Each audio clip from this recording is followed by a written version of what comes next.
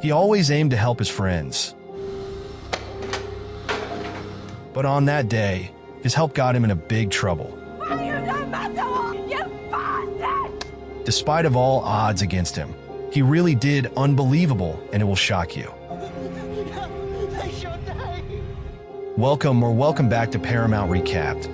I believe you are my friend, and I would really love to know your review about my content. What's this for?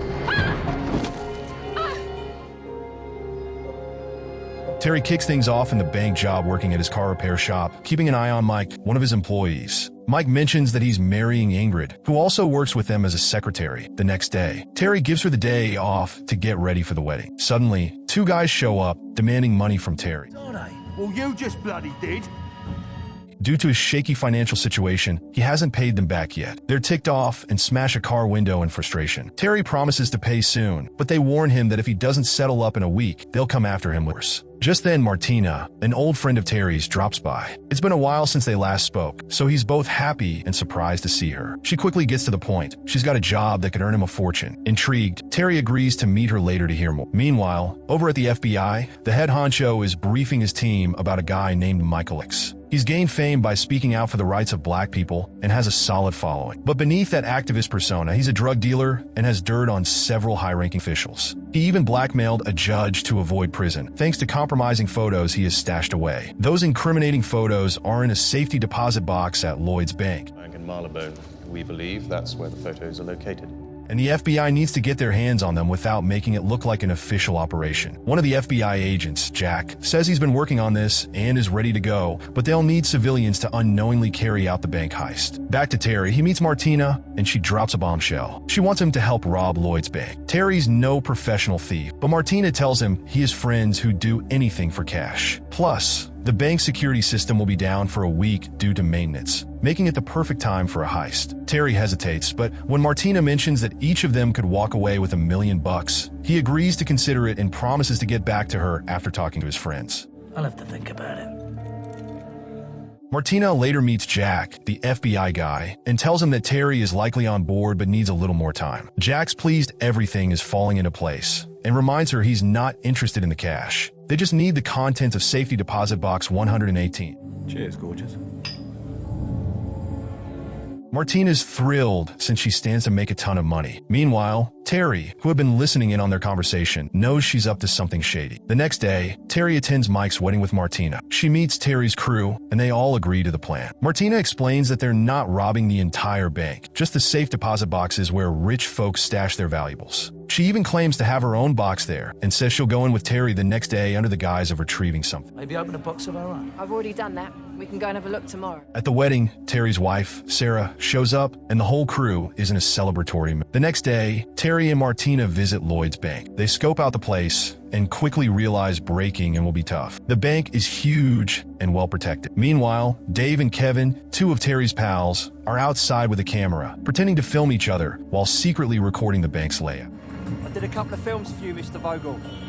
They meet up later to plan the heist. Martina has a map of the area and suggests digging a tunnel from a nearby spot to access the safe deposit boxes. It sounds wild, but it might just work. Dave voices a concern. None of them are experienced tunnel diggers. Terry mentions his friend Bernard, a former excavator who's great at digging, and they bring him in. Bernard looks over the map and says it's doable, but will require specific tools. Can sign the lease on the shop and look for business. I know someone. With the plan in place, the only challenge left is figuring out where to start digging. Terry talks to a guy named the Mayor, who owns a shop near the bank. He convinces him to let them dig from his store. Once they have the location sorted, the whole team gets to work. Let's get this store on. As they dig, vibrations from their work cause dishes at a nearby restaurant to rattle, making people think there's an earthquake. A cop comes by to investigate, and they have to pause. Terry quickly comes up with a story about doing basement renovations and promises to keep the noise down. The cop buys it and leaves. We'll try to keep it down, all right? Right.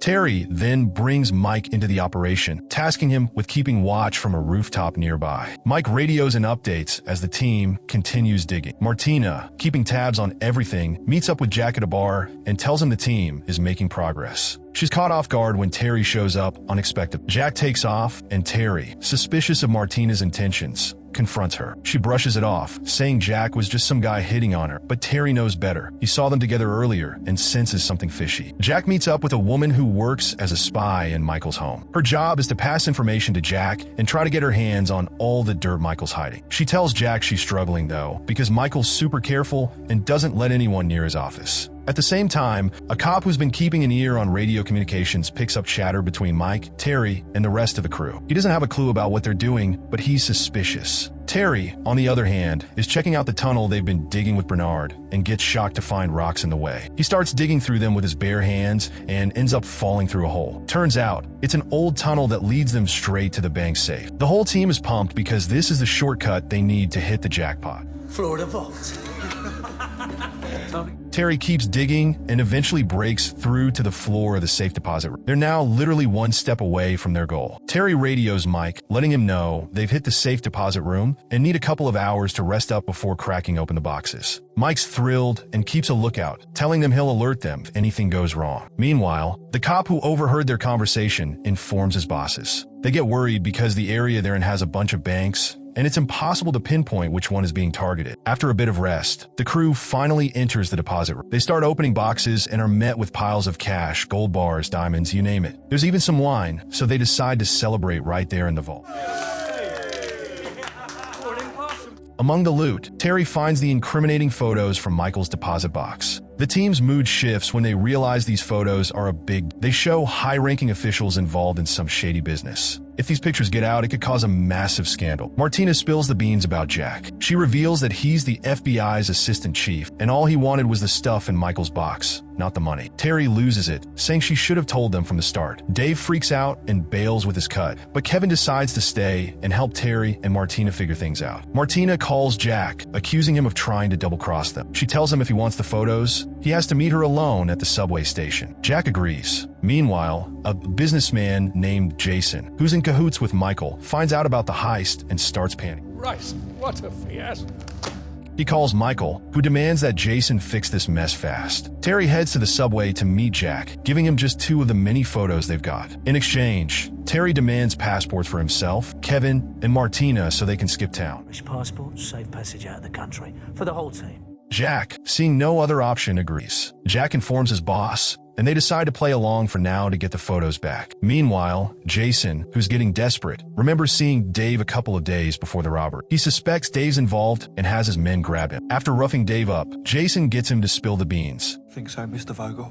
Good. Jason's men head to Dave's shop but find nothing, so they swing by Terry's place and kidnap Mike. They give Mike's wife a phone number, telling her Terry has to call them if he wants Mike back. Terry gets the news from his wife, who's furious and scared. He reassures her that he'll handle it, and then calls Ingrid, who's in tears, telling him they've kidnapped Mike. She gives Terry the number, and when he calls, Jason answers. Jason tells Terry that both Mike and Dave are in his hands, and that he'll kill them unless Terry hands over the photos and a red ribbon. Terry tries to explain they only took cash and jewelry, but Jason doesn't care. He orders his men to kill Dave and threatens to do the same to Mike if Terry doesn't comply. Terry, scrambling, manages to find the book, which contains the names of all the dirty cops involved with Jason and Michael. He tells Martina and Kevin that if they hand the photos to Jack, Mike's as good as dead, and Jason will come after next. Terry hatches a plan to use everything he's got to turn the tables. He decides to report Jason's connections to Michael and the crooked officials, while also using the photos to get their passports from Jack. Terry calls Jason, telling him he's got the book that proves Jason's illegal activities. He threatens to go public if Mike is killed. Jason, realizing the risk, agrees to meet at the subway station with Mike in exchange for the photos and the book. On the way, Kevin sneaks off to a nearby police station and tips off a trustworthy cop about the whole situation. He hands over part of the book, which lists the corrupt officers, and asks the cop to join them at the subway to arrest Jason. Terry meets Jack's boss at the subway and hands over all the photos in exchange for passports. With that done, Terry rushes to save Mike. He hides out, watching as Jason arrives with his men. As soon as the deal is about to go down, the honest cop shows up with backup and arrests Jason and his crew. Although Terry and his team get caught for the bank robbery, Jack steps in and has the charges dropped since Terry handed over the photos, closing the case. In the end, Terry gives the book to the police, which leads to Michael's arrest. With nothing left to blackmail the officials, Michael is finished. Terry and his friends head home, celebrating their wild success.